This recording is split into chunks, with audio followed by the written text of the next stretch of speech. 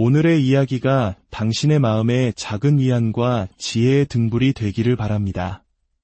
시작하기에 앞서 이 이야기가 누군가에게 힘이 될 것이라 생각하신다면 공유를 통해 자비의 마음을 나누어 주세요. 구독과 좋아요를 눌러주시는 것은 더 많은 분들에게 이 지혜가 퍼져나갈 수 있도록 돕는 소중한 보시가 됩니다. 여러분의 삶의 여정에 늘 평화와 행복이 가득하기를 기원합니다. 우리의 삶은 수많은 질문들로 가득 차 있습니다. 때로는 개인적인 아픔에서, 때로는 삶의 근원적인 의문에서 비롯된 질문들이죠. 오늘 우리는 한 법사님과 대중들이 나눈 문답을 통해 그 질문들 속에 숨겨진 삶의 지혜를 함께 찾아보고자 합니다.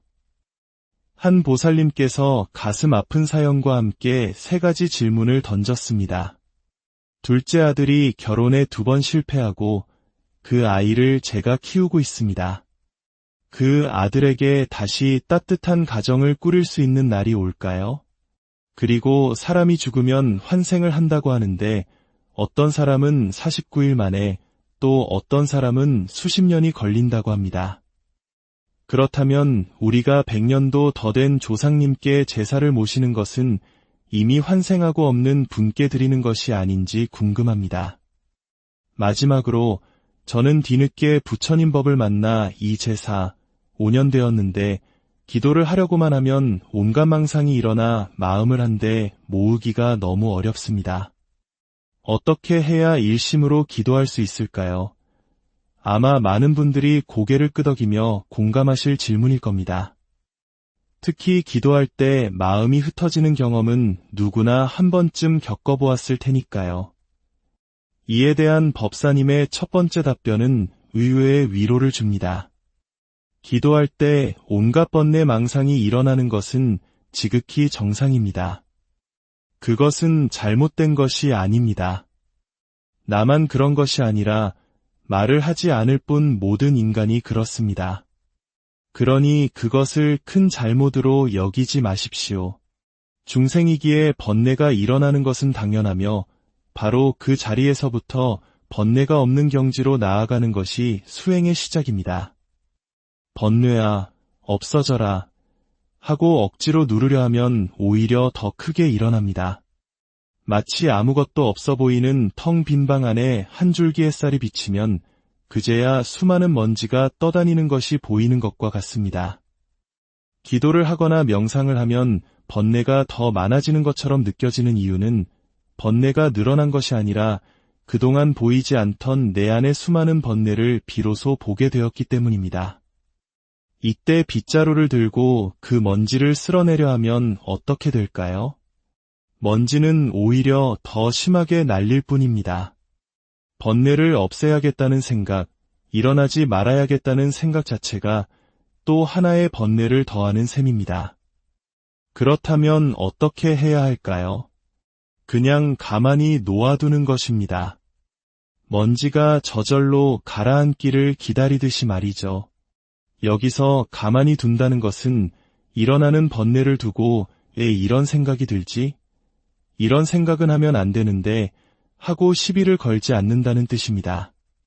그저 관세음 보살을 부르고 있다면 어떤 생각이 스쳐 지나가든 상관하지 않고 오직 관세음 보살에만 집중하는 것입니다. 마치 밖에서 시끄러운 공사 소리가 들려도 제 이야기에 온전히 집중하면 어느 순간 그 소리가 들리지 않는 것처럼 우리의 마음이 한 곳에 깊이 몰두하면 주변의 번뇌들은 힘을 잃고 저절로 약해지게 됩니다. 언제쯤 번뇌가 사라질까 하고 기약할 수는 없습니다. 어쩌면 죽을 때까지 번뇌는 우리와 함께할지도 모릅니다. 하지만 이렇게 꾸준히 마음을 한 곳에 모으는 연습을 하다 보면 번뇌가 나의 집중과 일심을 더 이상 흐트러뜨리지 못하는 경지에 이르게 될 것입니다. 다음은 죽음과 환생, 그리고 제사에 대한 질문입니다. 법사님은 이 질문을 2가지 차원에서 설명합니다.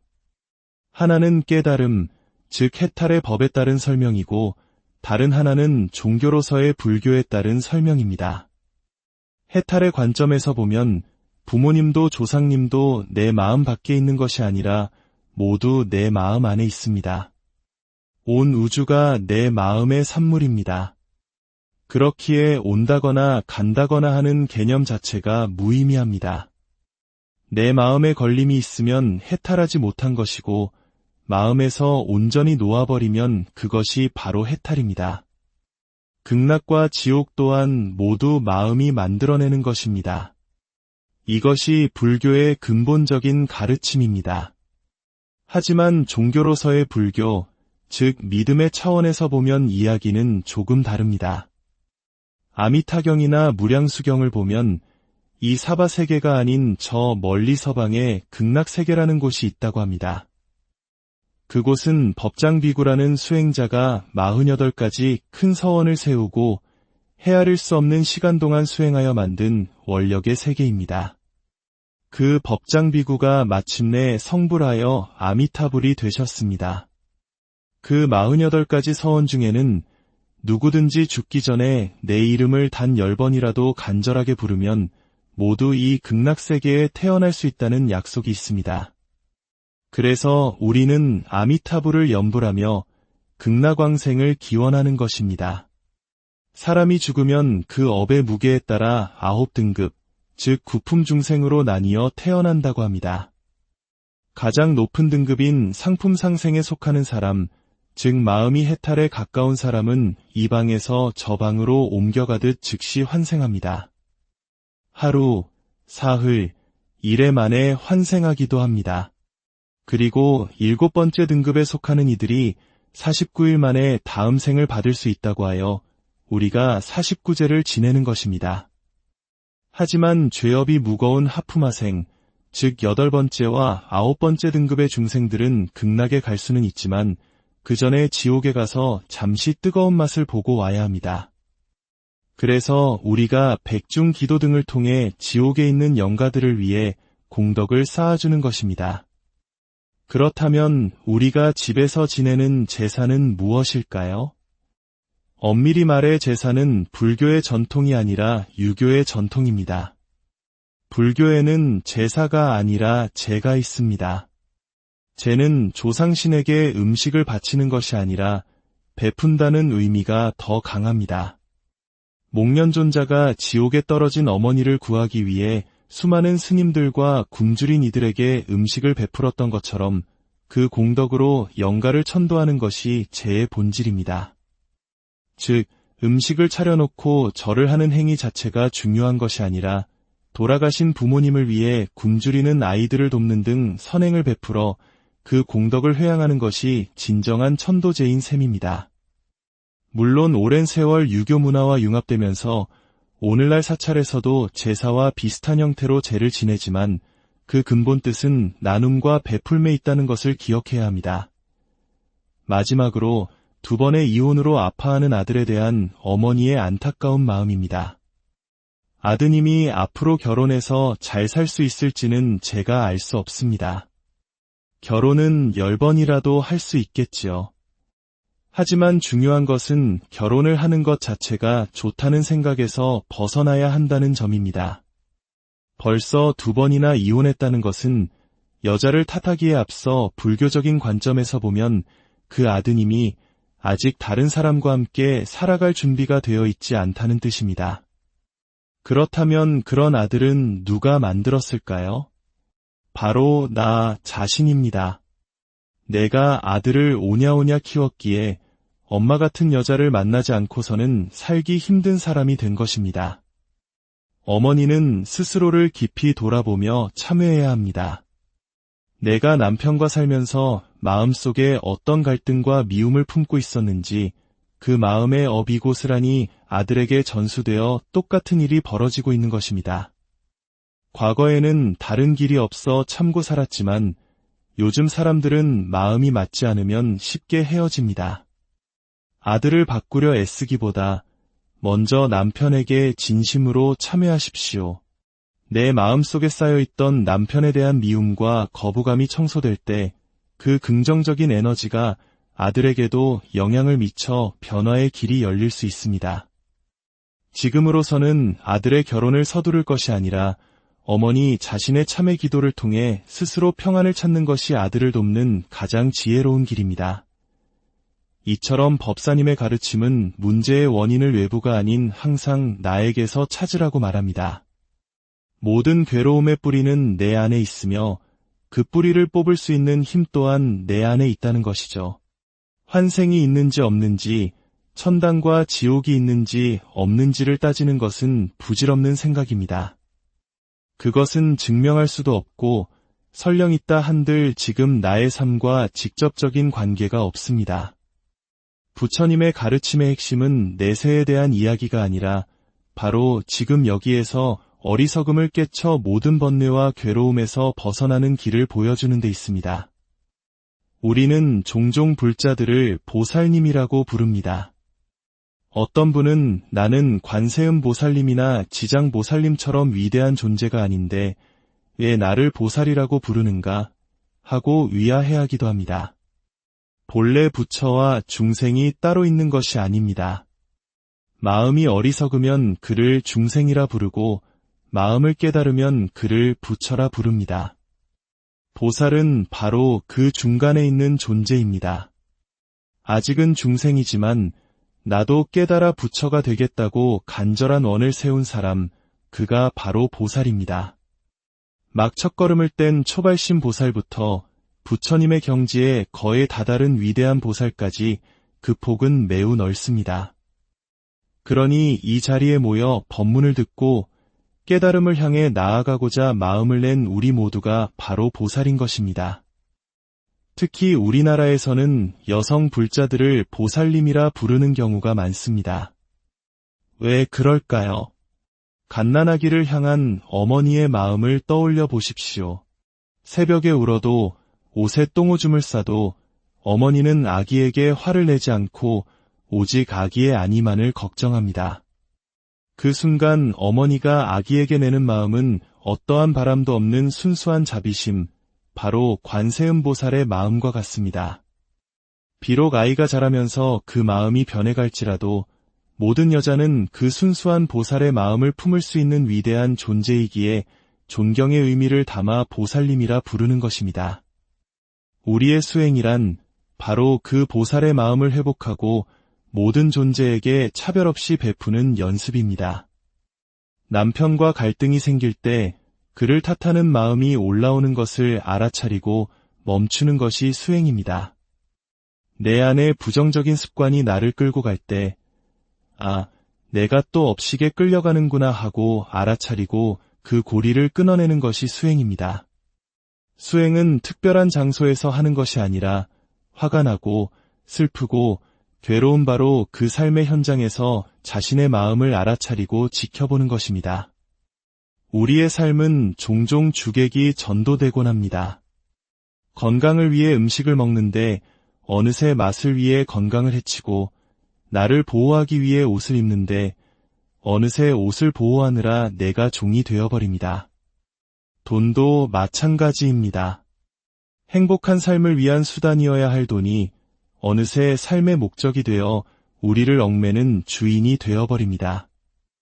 어떤 젊은이가 청빈한 삶과 현실적인 필요 사이에서 고민을 토로했습니다. 법사님은 이렇게 답합니다.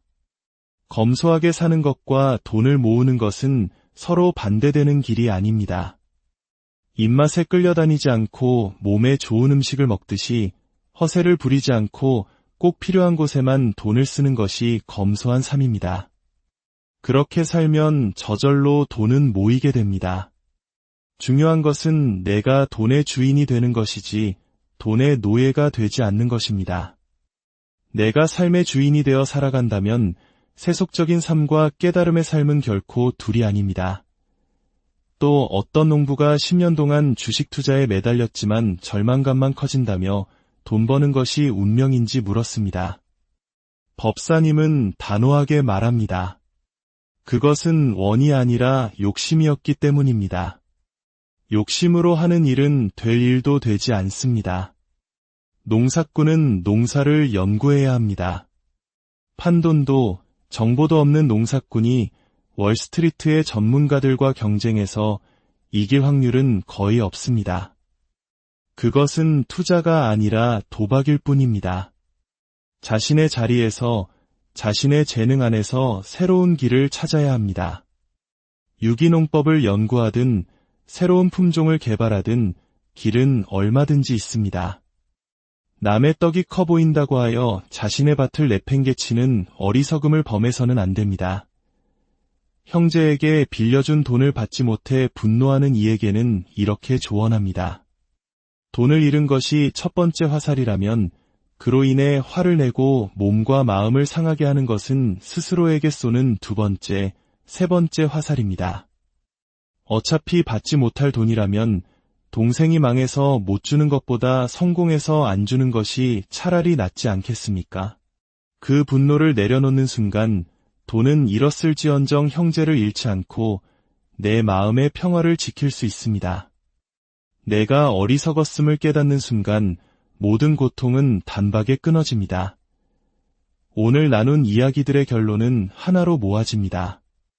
우리의 모든 괴로움은 내가 어떤 생각에 사로잡혀 있기 때문에 발생합니다. 그 한 생각을 탁 놓아버리고 모든 문제의 원인이 내 안에 있음을 깨닫는 순간 우리는 비로소 진정한 자유와 평화를 얻을 수 있습니다. 바라건대 오늘의 이야기가 여러분 각자의 삶을 비추는 거울이 되기를 바랍니다. 그리하여 어떠한 경계 속에서도 흔들리지 않고 늘 깨어있는 마음으로 평온하게 살아가시기를 오늘의 이야기가 당신의 마음에 작은 위안과 지혜의 등불이 되기를 바랍니다. 시작하기에 앞서 이 이야기가 누군가에게 힘이 될 것이라 생각하신다면 공유를 통해 자비의 마음을 나누어 주세요. 구독과 좋아요를 눌러주시는 것은 더 많은 분들에게 이 지혜가 퍼져나갈 수 있도록 돕는 소중한 보시가 됩니다. 여러분의 삶의 여정에 늘 평화와 행복이 가득하기를 기원합니다. 우리의 삶은 수많은 질문들로 가득 차 있습니다. 때로는 개인적인 아픔에서, 때로는 삶의 근원적인 의문에서 비롯된 질문들이죠. 오늘 우리는 한 법사님과 대중들이 나눈 문답을 통해 그 질문들 속에 숨겨진 삶의 지혜를 함께 찾아보고자 합니다. 한 보살님께서 가슴 아픈 사연과 함께 3가지 질문을 던졌습니다. 둘째 아들이 결혼에 2번 실패하고 그 아이를 제가 키우고 있습니다. 그 아들에게 다시 따뜻한 가정을 꾸릴 수 있는 날이 올까요? 그리고 사람이 죽으면 환생을 한다고 하는데 어떤 사람은 49일 만에 또 어떤 사람은 수십 년이 걸린다고 합니다. 그렇다면 우리가 100년도 더 된 조상님께 제사를 모시는 것은 이미 환생하고 없는 분께 드리는 것이 아닌지 궁금합니다. 마지막으로 저는 뒤늦게 부처님 법을 만나 이 제사 5년 되었는데 기도를 하려고만 하면 온갖 망상이 일어나 마음을 한데 모으기가 너무 어렵습니다. 어떻게 해야 일심으로 기도할 수 있을까요? 아마 많은 분들이 고개를 끄덕이며 공감하실 질문일 겁니다. 특히 기도할 때 마음이 흩어지는 경험은 누구나 한 번쯤 겪어보았을 테니까요. 이에 대한 법사님의 첫 번째 답변은 의외의 위로를 줍니다. 기도할 때 온갖 번뇌 망상이 일어나는 것은 지극히 정상입니다. 그것은 잘못된 것이 아닙니다. 나만 그런 것이 아니라 말을 하지 않을 뿐 모든 인간이 그렇습니다. 그러니 그것을 큰 잘못으로 여기지 마십시오. 중생이기에 번뇌가 일어나는 것은 당연하며 바로 그 자리에서부터 번뇌가 없는 경지로 나아가는 것이 수행의 시작입니다. 번뇌아, 없어져라 하고 억지로 누르려 하면 오히려 더 크게 일어납니다. 마치 아무것도 없어 보이는 텅 빈 방 안에 한 줄기 햇살이 비치면 그제야 수많은 먼지가 떠다니는 것이 보이는 것과 같습니다. 기도를 하거나 명상을 하면 번뇌가 더 많아지는 것처럼 느껴지는 이유는 번뇌가 늘어난 것이 아니라 그동안 보이지 않던 내 안의 수많은 번뇌를 비로소 보게 되었기 때문입니다. 이때 빗자루를 들고 그 먼지를 쓸어내려 하면 어떻게 될까요? 먼지는 오히려 더 심하게 날릴 뿐입니다. 번뇌를 없애야겠다는 생각, 일어나지 말아야겠다는 생각 자체가 또 하나의 번뇌를 더하는 셈입니다. 그렇다면 어떻게 해야 할까요? 그냥 가만히 놓아두는 것입니다. 먼지가 저절로 가라앉기를 기다리듯이 말이죠. 여기서 가만히 둔다는 것은 일어나는 번뇌를 두고 왜 이런 생각이 들지? 이런 생각은 하면 안 되는데 하고 시비를 걸지 않는다는 뜻입니다. 그저 관세음보살을 부르고 있다면 어떤 생각이 스쳐 지나가든 상관하지 않고 오직 관세음보살에만 집중하는 것입니다. 마치 밖에서 시끄러운 공사 소리가 들려도 제 이야기에 온전히 집중하면 어느 순간 그 소리가 들리지 않는 것처럼 우리의 마음이 한 곳에 깊이 몰두하면 주변의 번뇌들은 힘을 잃고 저절로 약해지게 됩니다. 언제쯤 번뇌가 사라질까 하고 기약할 수는 없습니다. 어쩌면 죽을 때까지 번뇌는 우리와 함께할지도 모릅니다. 하지만 이렇게 꾸준히 마음을 한 곳에 모으는 연습을 하다 보면 번뇌가 나의 집중과 일심을 더 이상 흐트러뜨리지 못하는 경지에 이르게 될 것입니다. 다음은 죽음과 환생, 그리고 제사에 대한 질문입니다. 법사님은 이 질문을 두 가지 차원에서 설명합니다. 하나는 깨달음, 즉 해탈의 법에 따른 설명이고 다른 하나는 종교로서의 불교에 따른 설명입니다. 해탈의 관점에서 보면 부모님도 조상님도 내 마음 밖에 있는 것이 아니라 모두 내 마음 안에 있습니다. 온 우주가 내 마음의 산물입니다. 그렇기에 온다거나 간다거나 하는 개념 자체가 무의미합니다.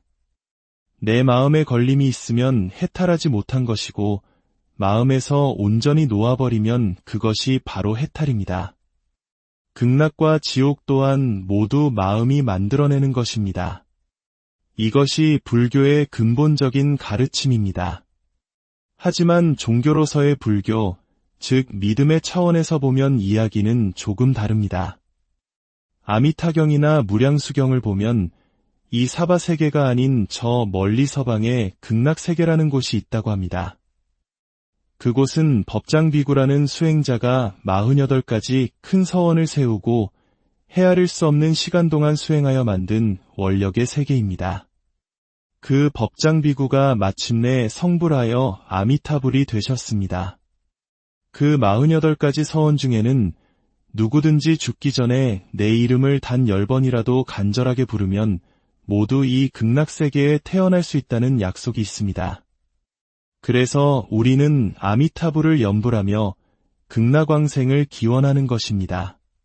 사람이 죽으면 그 업의 무게에 따라 9등급, 즉 구품중생으로 나뉘어 태어난다고 합니다. 가장 높은 등급인 상품상생에 속하는 사람, 즉 마음이 해탈에 가까운 사람은 이 방에서 저 방으로 옮겨가듯 즉시 환생합니다. 하루, 사흘, 일회 만에 환생하기도 합니다. 그리고 7번째 등급에 속하는 이들이 49일 만에 다음 생을 받을 수 있다고 하여 우리가 49제를 지내는 것입니다. 하지만 죄업이 무거운 하프마생, 즉 8번째와 9번째 등급의 중생들은 극락에 갈 수는 있지만 그 전에 지옥에 가서 잠시 뜨거운 맛을 보고 와야 합니다. 그래서 우리가 백중 기도 등을 통해 지옥에 있는 영가들을 위해 공덕을 쌓아주는 것입니다. 그렇다면 우리가 집에서 지내는 제사는 무엇일까요? 엄밀히 말해 제사는 불교의 전통이 아니라 유교의 전통입니다.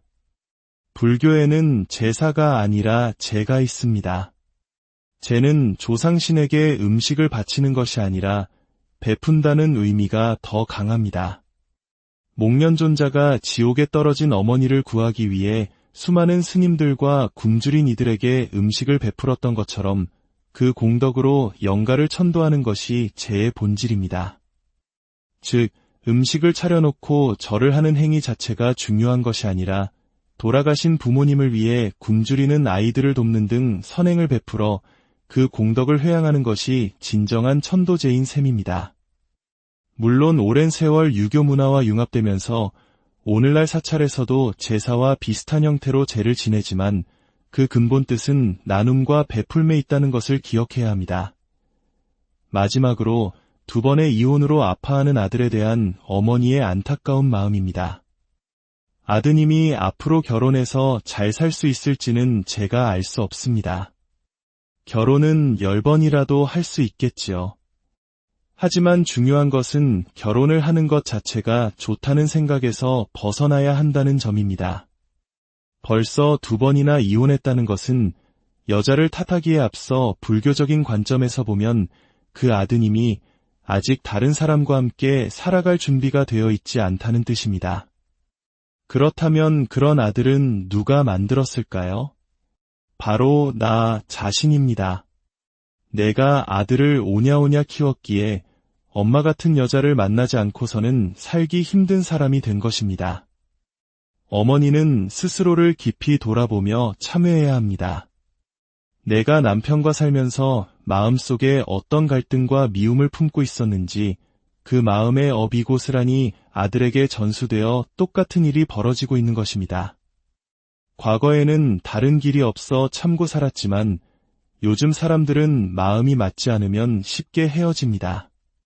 아들을 바꾸려 애쓰기보다 먼저 남편에게 진심으로 참회하십시오. 내 마음속에 쌓여있던 남편에 대한 미움과 거부감이 청소될 때 그 긍정적인 에너지가 아들에게도 영향을 미쳐 변화의 길이 열릴 수 있습니다.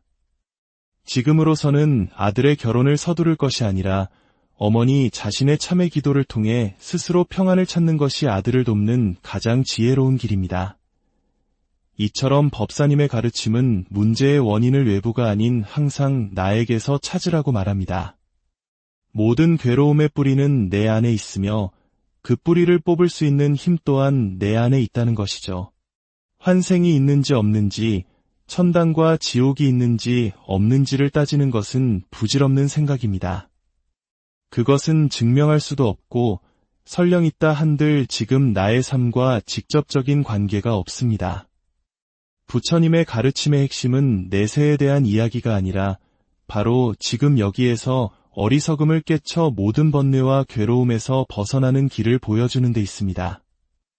우리는 종종 불자들을 보살님이라고 부릅니다. 어떤 분은 나는 관세음 보살님이나 지장 보살님처럼 위대한 존재가 아닌데 왜 나를 보살이라고 부르는가 하고 위화해하기도 합니다. 본래 부처와 중생이 따로 있는 것이 아닙니다. 마음이 어리석으면 그를 중생이라 부르고 마음을 깨달으면 그를 부처라 부릅니다. 보살은 바로 그 중간에 있는 존재입니다. 아직은 중생이지만 나도 깨달아 부처가 되겠다고 간절한 원을 세운 사람, 그가 바로 보살입니다. 막 첫걸음을 뗀 초발심 보살부터 부처님의 경지에 거의 다다른 위대한 보살까지 그 폭은 매우 넓습니다. 그러니 이 자리에 모여 법문을 듣고 깨달음을 향해 나아가고자 마음을 낸 우리 모두가 바로 보살인 것입니다. 특히 우리나라에서는 여성 불자들을 보살님이라 부르는 경우가 많습니다. 왜 그럴까요? 갓난아기를 향한 어머니의 마음을 떠올려 보십시오. 새벽에 울어도 옷에 똥오줌을 싸도 어머니는 아기에게 화를 내지 않고 오직 아기의 안위만을 걱정합니다. 그 순간 어머니가 아기에게 내는 마음은 어떠한 바람도 없는 순수한 자비심, 바로 관세음 보살의 마음과 같습니다. 비록 아이가 자라면서 그 마음이 변해갈지라도 모든 여자는 그 순수한 보살의 마음을 품을 수 있는 위대한 존재이기에 존경의 의미를 담아 보살님이라 부르는 것입니다. 우리의 수행이란 바로 그 보살의 마음을 회복하고 모든 존재에게 차별 없이 베푸는 연습입니다. 남편과 갈등이 생길 때 그를 탓하는 마음이 올라오는 것을 알아차리고 멈추는 것이 수행입니다. 내 안에 부정적인 습관이 나를 끌고 갈 때, 내가 또 업식에 끌려가는구나 하고 알아차리고 그 고리를 끊어내는 것이 수행입니다. 수행은 특별한 장소에서 하는 것이 아니라 화가 나고 슬프고 괴로운 바로 그 삶의 현장에서 자신의 마음을 알아차리고 지켜보는 것입니다. 우리의 삶은 종종 주객이 전도되곤 합니다.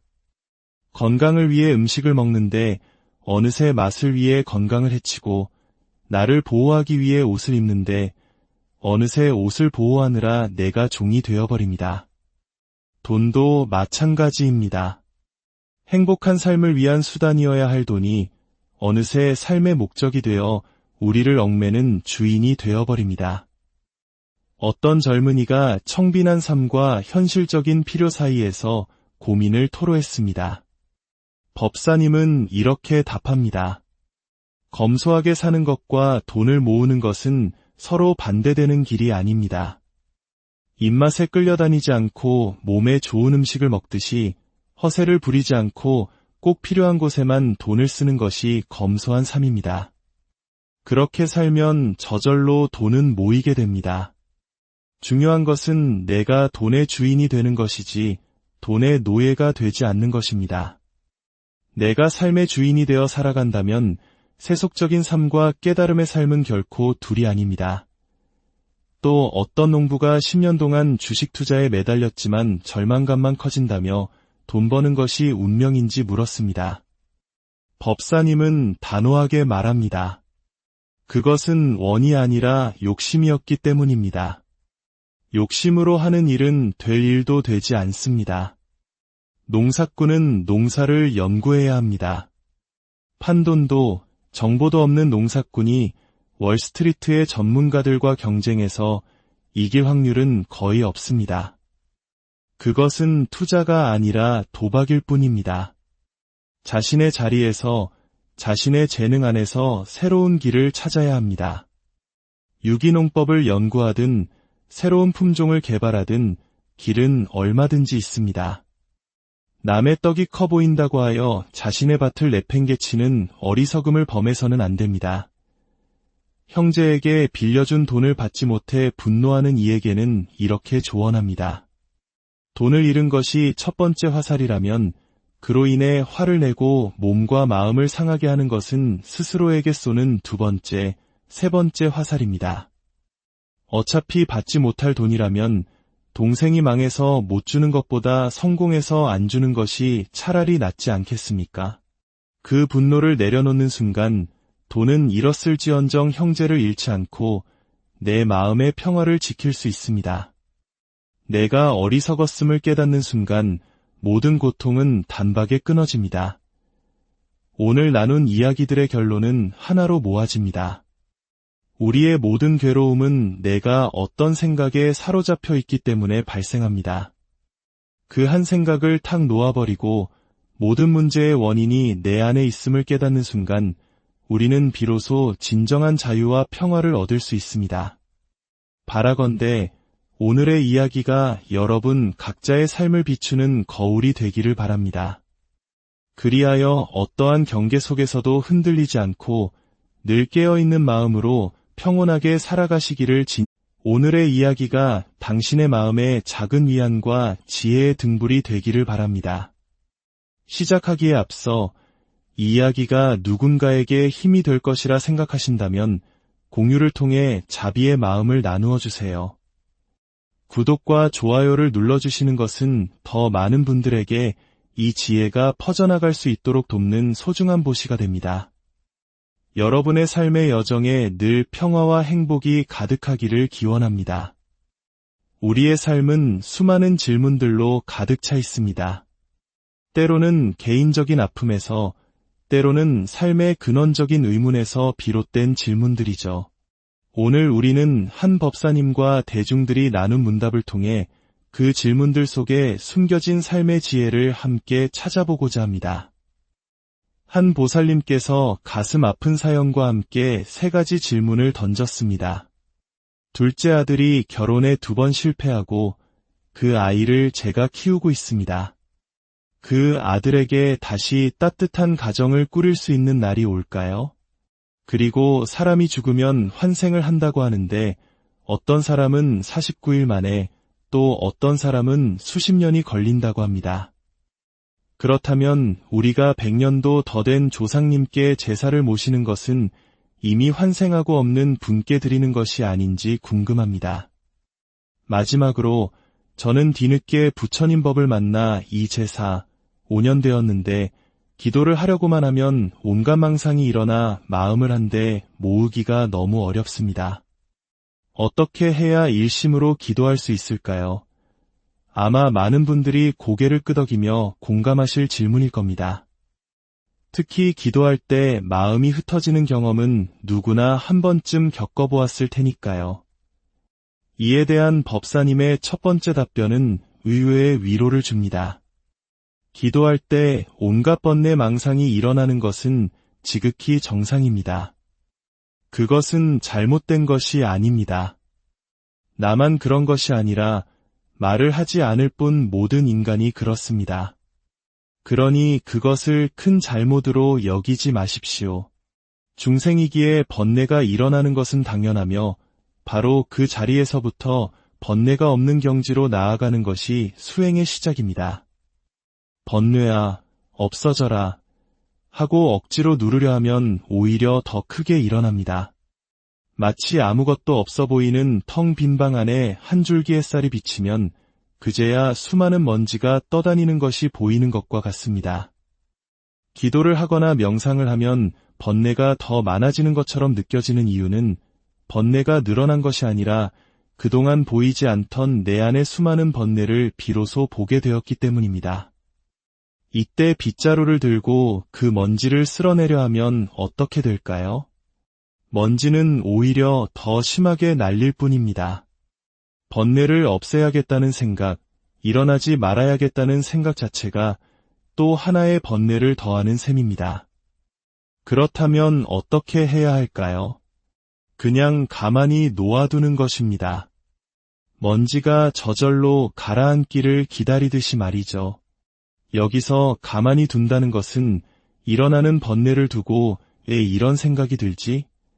이런 생각은 하면 안 되는데 하고 시비를 걸지 않는다는 뜻입니다. 그저 관세음보살을 부르고 있다면 어떤 생각이 스쳐 지나가든 상관하지 않고 오직 관세음보살에만 집중하는 것입니다. 마치 밖에서 시끄러운 공사 소리가 들려도 제 이야기에 온전히 집중하면 어느 순간 그 소리가 들리지 않는 것처럼 우리의 마음이 한 곳에 깊이 몰두하면 주변의 번뇌들은 힘을 잃고 저절로 약해지게 됩니다. 언제쯤 번뇌가 사라질까 하고 기약할 수는 없습니다. 어쩌면 죽을 때까지 번뇌는 우리와 함께할지도 모릅니다. 하지만 이렇게 꾸준히 마음을 한 곳에 모으는 연습을 하다 보면 번뇌가 나의 집중과 일심을 더 이상 흐트러뜨리지 못하는 경지에 이르게 될 것입니다. 다음은 죽음과 환생, 그리고 제사에 대한 질문입니다. 법사님은 이 질문을 두 가지 차원에서 설명합니다. 하나는 깨달음, 즉 해탈의 법에 따른 설명이고 다른 하나는 종교로서의 불교에 따른 설명입니다. 해탈의 관점에서 보면 부모님도 조상님도 내 마음 밖에 있는 것이 아니라 모두 내 마음 안에 있습니다. 온 우주가 내 마음의 산물입니다. 그렇기에 온다거나 간다거나 하는 개념 자체가 무의미합니다.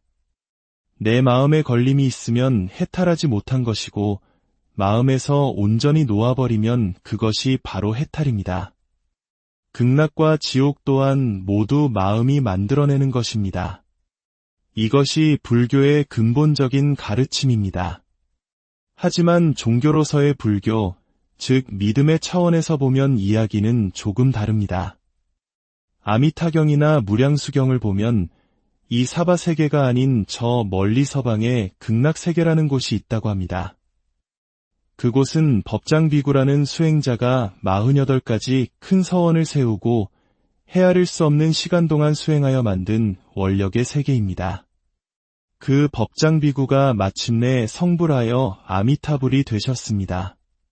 그 48가지 서원 중에는 누구든지 죽기 전에 내 이름을 단 10번이라도 간절하게 부르면 모두 이 극락세계에 태어날 수 있다는 약속이 있습니다. 그래서 우리는 아미타불을 염불하며 극락왕생을 기원하는 것입니다. 사람이 죽으면 그 업의 무게에 따라 9등급, 즉 구품 중생으로 나뉘어 태어난다고 합니다. 가장 높은 등급인 상품상생에 속하는 사람, 즉 마음이 해탈에 가까운 사람은 이 방에서 저 방으로 옮겨가듯 즉시 환생합니다. 하루, 사흘, 일회 만에 환생하기도 합니다. 그리고 7번째 등급에 속하는 이들이 49일 만에 다음 생을 받을 수 있다고 하여 우리가 49제를 지내는 것입니다. 하지만 죄업이 무거운 하프마생, 즉 8번째와 9번째 등급의 중생들은 극락에 갈 수는 있지만 그 전에 지옥에 가서 잠시 뜨거운 맛을 보고 와야 합니다. 그래서 우리가 백중 기도 등을 통해 지옥에 있는 영가들을 위해 공덕을 쌓아주는 것입니다. 그렇다면 우리가 집에서 지내는 제사는 무엇일까요? 엄밀히 말해 제사는 불교의 전통이 아니라 유교의 전통입니다. 불교에는 제사가 아니라 제가 있습니다. 제는 조상신에게 음식을 바치는 것이 아니라 베푼다는 의미가 더 강합니다.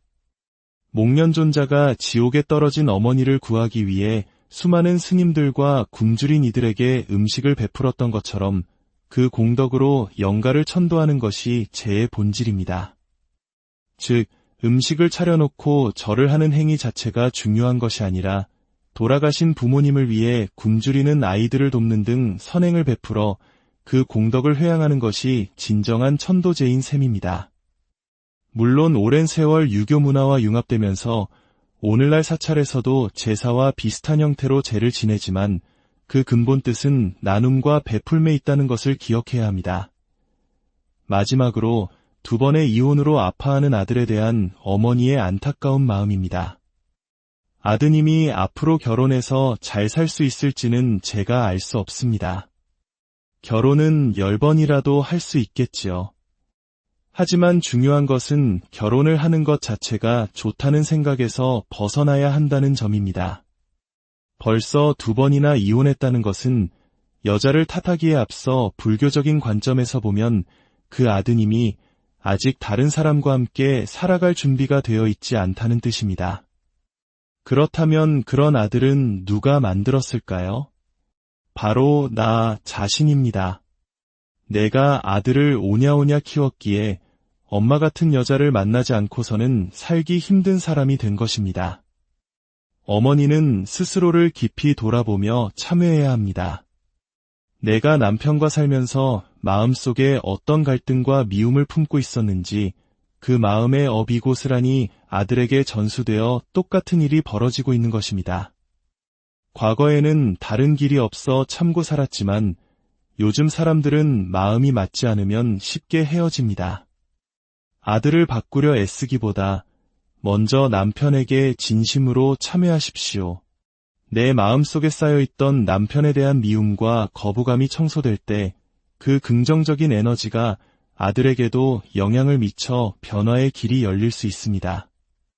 지금으로서는 아들의 결혼을 서두를 것이 아니라 어머니 자신의 참회 기도를 통해 스스로 평안을 찾는 것이 아들을 돕는 가장 지혜로운 길입니다. 이처럼 법사님의 가르침은 문제의 원인을 외부가 아닌 항상 나에게서 찾으라고 말합니다. 모든 괴로움의 뿌리는 내 안에 있으며 그 뿌리를 뽑을 수 있는 힘 또한 내 안에 있다는 것이죠. 환생이 있는지 없는지, 천당과 지옥이 있는지 없는지를 따지는 것은 부질없는 생각입니다.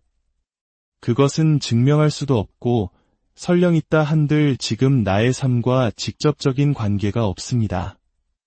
부처님의 가르침의 핵심은 내세에 대한 이야기가 아니라 바로 지금 여기에서 어리석음을 깨쳐 모든 번뇌와 괴로움에서 벗어나는 길을 보여주는 데 있습니다. 우리는 종종 불자들을 보살님이라고 부릅니다. 어떤 분은 나는 관세음 보살님이나 지장 보살님처럼 위대한 존재가 아닌데 왜 나를 보살이라고 부르는가 하고 위화해하기도 합니다. 본래 부처와 중생이 따로 있는 것이 아닙니다. 마음이 어리석으면 그를 중생이라 부르고 마음을 깨달으면 그를 부처라 부릅니다. 보살은 바로 그 중간에 있는 존재입니다. 아직은 중생이지만 나도 깨달아 부처가 되겠다고 간절한 원을 세운 사람, 그가 바로 보살입니다. 막 첫걸음을 뗀 초발심 보살부터 부처님의 경지에 거에 다다른 위대한 보살까지 그 폭은 매우 넓습니다. 그러니 이 자리에 모여 법문을 듣고 깨달음을 향해 나아가고자 마음을 낸 우리 모두가 바로 보살인 것입니다. 특히 우리나라에서는 여성 불자들을 보살님이라 부르는 경우가 많습니다. 왜 그럴까요? 갓난아기를 향한 어머니의 마음을 떠올려 보십시오. 새벽에 울어도 옷에 똥오줌을 싸도 어머니는 아기에게 화를 내지 않고 오직 아기의 안위만을 걱정합니다. 그 순간 어머니가 아기에게 내는 마음은 어떠한 바람도 없는 순수한 자비심, 바로 관세음보살의 마음과 같습니다. 비록 아이가 자라면서 그 마음이 변해갈지라도 모든 여자는 그 순수한 보살의 마음을 품을 수 있는 위대한 존재이기에 존경의 의미를 담아 보살님이라 부르는 것입니다.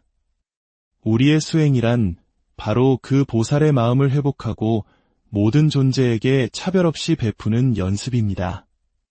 남편과 갈등이 생길 때 그를 탓하는 마음이 올라오는 것을 알아차리고 멈추는 것이 수행입니다. 내 안에 부정적인 습관이 나를 끌고 갈 때, 내가 또 업식에 끌려가는구나 하고 알아차리고 그 고리를 끊어내는 것이 수행입니다. 수행은 특별한 장소에서 하는 것이 아니라 화가 나고 슬프고 괴로운 바로 그 삶의 현장에서 자신의 마음을 알아차리고 지켜보는 것입니다.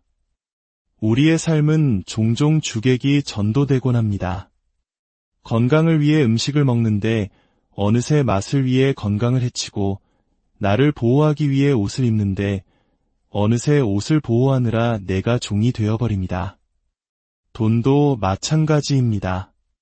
행복한 삶을 위한 수단이어야 할 돈이 어느새 삶의 목적이 되어 우리를 얽매는 주인이 되어버립니다. 어떤 젊은이가 청빈한 삶과 현실적인 필요 사이에서 고민을 토로했습니다. 법사님은 이렇게 답합니다. 검소하게 사는 것과 돈을 모으는 것은 서로 반대되는 길이 아닙니다.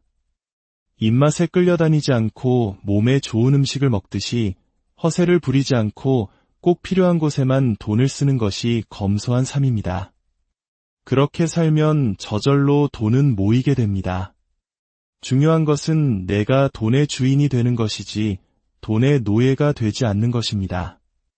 내가 삶의 주인이 되어 살아간다면 세속적인 삶과 깨달음의 삶은 결코 둘이 아닙니다. 또 어떤 농부가 10년 동안 주식 투자에 매달렸지만 절망감만 커진다며 돈 버는 것이 운명인지 물었습니다. 법사님은 단호하게 말합니다. 그것은 원이 아니라 욕심이었기 때문입니다. 욕심으로 하는 일은 될 일도 되지 않습니다. 농사꾼은 농사를 연구해야 합니다.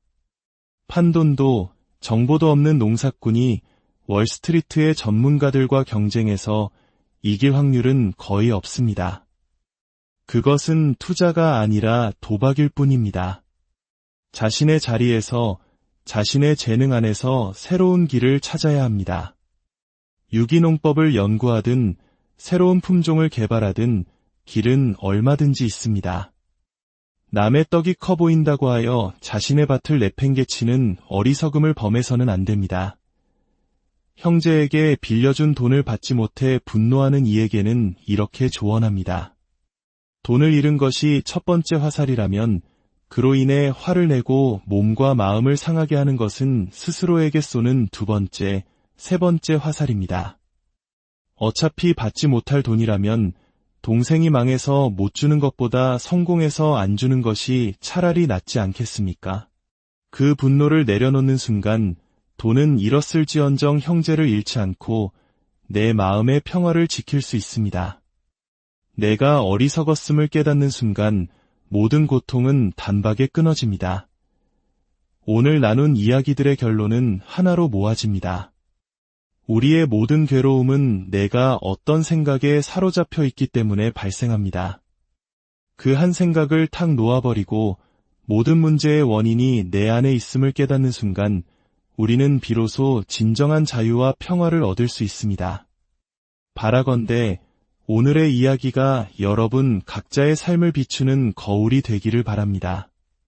그리하여 어떠한 경계 속에서도 흔들리지 않고 늘 깨어있는 마음으로 평온하게 살아가시기를 오늘의 이야기가 당신의 마음에 작은 위안과 지혜의 등불이 되기를 바랍니다. 시작하기에 앞서 이 이야기가 누군가에게 힘이 될 것이라 생각하신다면 공유를 통해 자비의 마음을 나누어 주세요. 구독과 좋아요를 눌러주시는 것은 더 많은 분들에게 이 지혜가 퍼져나갈 수 있도록 돕는 소중한 보시가 됩니다. 여러분의 삶의 여정에 늘 평화와 행복이 가득하기를 기원합니다. 우리의 삶은 수많은 질문들로 가득 차 있습니다. 때로는 개인적인 아픔에서, 때로는 삶의 근원적인 의문에서 비롯된 질문들이죠. 오늘 우리는 한 법사님과 대중들이 나눈 문답을 통해 그 질문들 속에 숨겨진 삶의 지혜를 함께 찾아보고자 합니다. 한 보살님께서 가슴 아픈 사연과 함께 3가지 질문을 던졌습니다. 둘째 아들이 결혼에 2번 실패하고 그 아이를 제가 키우고 있습니다. 그 아들에게 다시 따뜻한 가정을 꾸릴 수 있는 날이 올까요? 그리고 사람이 죽으면 환생을 한다고 하는데 어떤 사람은 49일 만에 또 어떤 사람은 수십 년이 걸린다고 합니다. 그렇다면 우리가 100년도 더 된 조상님께 제사를 모시는 것은 이미 환생하고 없는 분께 드리는 것이 아닌지 궁금합니다. 마지막으로 저는 뒤늦게 부처님 법을 만나 이 제사 5년 되었는데 기도를 하려고만 하면 온갖 망상이 일어나 마음을 한데 모으기가 너무 어렵습니다. 어떻게 해야 일심으로 기도할 수 있을까요? 아마 많은 분들이 고개를 끄덕이며 공감하실 질문일 겁니다.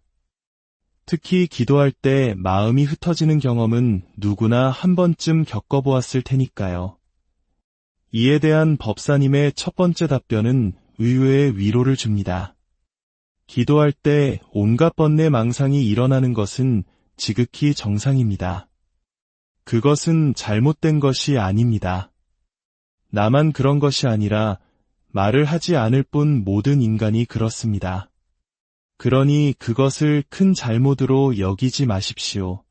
중생이기에 번뇌가 일어나는 것은 당연하며 바로 그 자리에서부터 번뇌가 없는 경지로 나아가는 것이 수행의 시작입니다. 번뇌아, 없어져라 하고 억지로 누르려 하면 오히려 더 크게 일어납니다. 마치 아무것도 없어 보이는 텅 빈 방 안에 한 줄기 햇살이 비치면 그제야 수많은 먼지가 떠다니는 것이 보이는 것과 같습니다. 기도를 하거나 명상을 하면 번뇌가 더 많아지는 것처럼 느껴지는 이유는 번뇌가 늘어난 것이 아니라 그동안 보이지 않던 내 안의 수많은 번뇌를 비로소 보게 되었기 때문입니다. 이때 빗자루를 들고 그 먼지를 쓸어내려 하면 어떻게 될까요? 먼지는 오히려 더 심하게 날릴 뿐입니다. 번뇌를 없애야겠다는 생각, 일어나지 말아야겠다는 생각 자체가 또 하나의 번뇌를 더하는 셈입니다. 그렇다면 어떻게 해야 할까요? 그냥 가만히 놓아두는 것입니다. 먼지가 저절로 가라앉기를 기다리듯이 말이죠. 여기서 가만히 둔다는 것은 일어나는 번뇌를 두고 왜 이런 생각이 들지? 이런 생각은 하면 안 되는데 하고 시비를 걸지 않는다는 뜻입니다. 그저 관세음 보살을 부르고 있다면 어떤 생각이 스쳐 지나가든 상관하지 않고 오직 관세음 보살에만 집중하는 것입니다. 마치 밖에서 시끄러운 공사 소리가 들려도 제 이야기에 온전히 집중하면 어느 순간 그 소리가 들리지 않는 것처럼 우리의 마음이 한 곳에 깊이 몰두하면 주변의 번뇌들은 힘을 잃고 저절로 약해지게 됩니다. 언제쯤 번뇌가 사라질까 하고 기약할 수는 없습니다. 어쩌면 죽을 때까지 번뇌는 우리와 함께할지도 모릅니다. 하지만 이렇게 꾸준히 마음을 한 곳에 모으는 연습을 하다 보면 번뇌가 나의 집중과 일심을 더 이상 흐트러뜨리지 못하는 경지에 이르게 될 것입니다. 다음은 죽음과 환생, 그리고 제사에 대한 질문입니다. 법사님은 이 질문을 2가지 차원에서 설명합니다. 하나는 깨달음, 즉 해탈의 법에 따른 설명이고 다른 하나는 종교로서의 불교에 따른 설명입니다. 해탈의 관점에서 보면 부모님도 조상님도 내 마음 밖에 있는 것이 아니라 모두 내 마음 안에 있습니다. 온 우주가 내 마음의 산물입니다. 그렇기에 온다거나 간다거나 하는 개념 자체가 무의미합니다.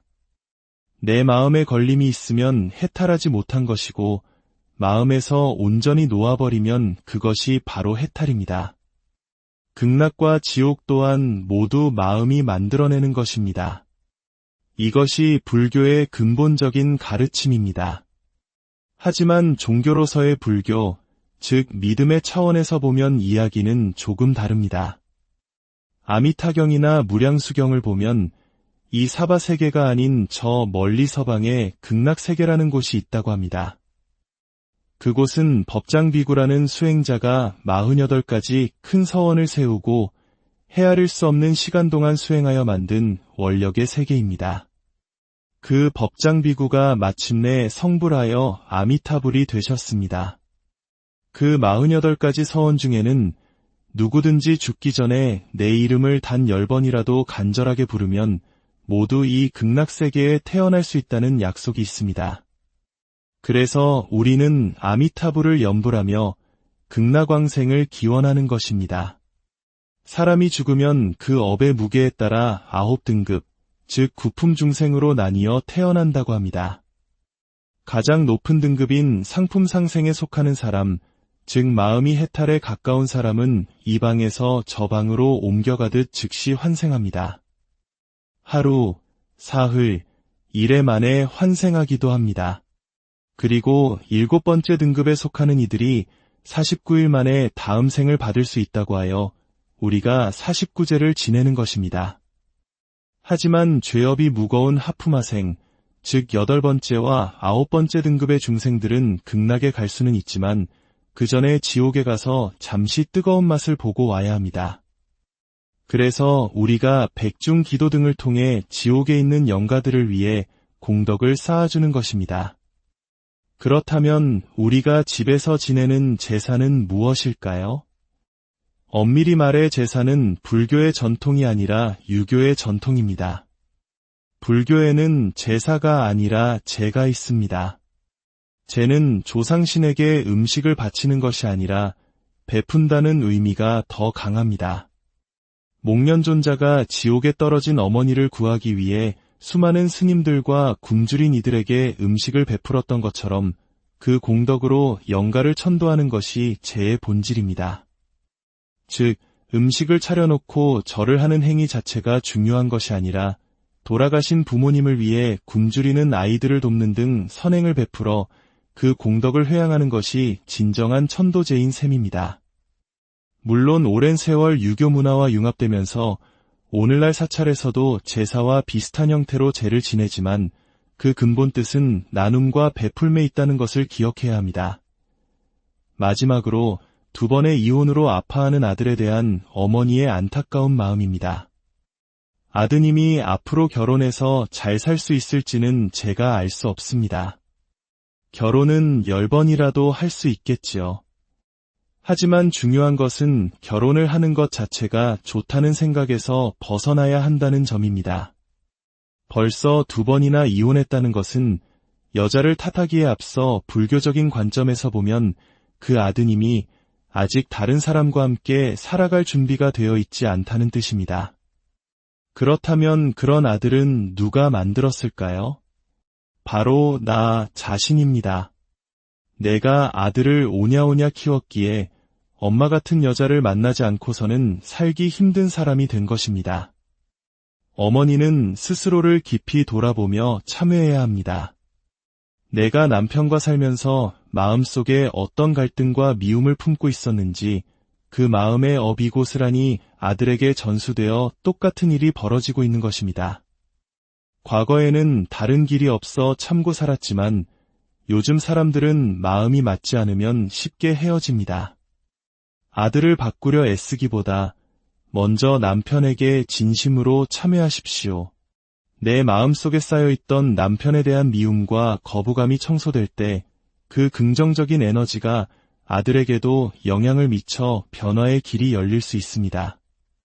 지금으로서는 아들의 결혼을 서두를 것이 아니라 어머니 자신의 참회 기도를 통해 스스로 평안을 찾는 것이 아들을 돕는 가장 지혜로운 길입니다. 이처럼 법사님의 가르침은 문제의 원인을 외부가 아닌